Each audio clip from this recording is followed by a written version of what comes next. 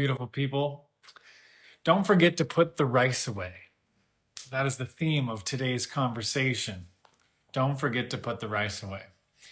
So I want to share this moment that I had with my wife last week. If you're on my email list, you'll be getting this story in your inbox. But if you're not, I wanted to share with you here about the story of Put Your Rice Away, a moment that my wife and I had last week. And I'll do some Q&A as well on this live. So if you got some questions, you can throw them in the question box and I'll get to them in a bit. So put the rice away. Well, the other night, as my wife went to bed with our son before I do, which is quite typical of us, she goes to bed and she says, "Simon, don't forget to put the rice away, the rice that she made us for dinner." And I said, "Of course, I've got it."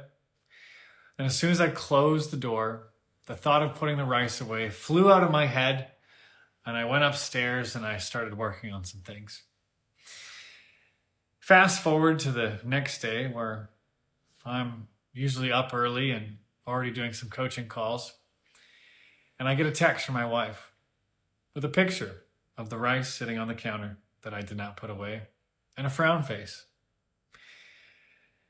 And I kind of chuckled to myself, and I walk downstairs and I see her in the kitchen, and she gives this look to me like, mm-hmm. And I look at her and I said, "Fancy some rice for breakfast?" with a smirk on my face. And she half smiles while being slightly annoyed with me. And then I put my arms around her and I said, "I'm sorry, darling. I did not remember to put the rice away. But don't for a second think this means I care any less about you." And I give her a kiss on the cheek.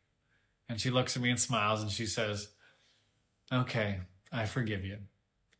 Now, I'm saying this in this tone because we were so playful with each other, and it may seem like nothing to you, put the rice away, but to me, years ago, that would have incited defensiveness, arguments, distance, blame, all kinds of things. Because older me would have reacted in one of two ways after getting this text that the rice was still on the counter. First way, defensiveness. Well, blaming her that I shouldn't have to remember I've got so many things on my plate and that should be your job and you should do this stuff, and just like anger, defensiveness, even though I didn't do something I promised I would do, as basic as putting the rice away. Or the other version of me would have been super people pleaser. "Oh my God, I did something wrong. Does she still like me? Maybe I ruined this relationship. Oh, she probably thinks I'm stupid. Blah, blah, blah, blah, blah." Worrying. Now, fast forward to today, years and years of coaching, working with incredible people and being a relationship coach myself. I'm at a place of security, and we're at a place in our relationship where those things that used to be triggers get to be moments of intimacy and connection and even playfulness, heaven forbid. And why I do this work, why I'm sharing this with you now, is because those moments added up together represent our daily life and altogether represent our whole life.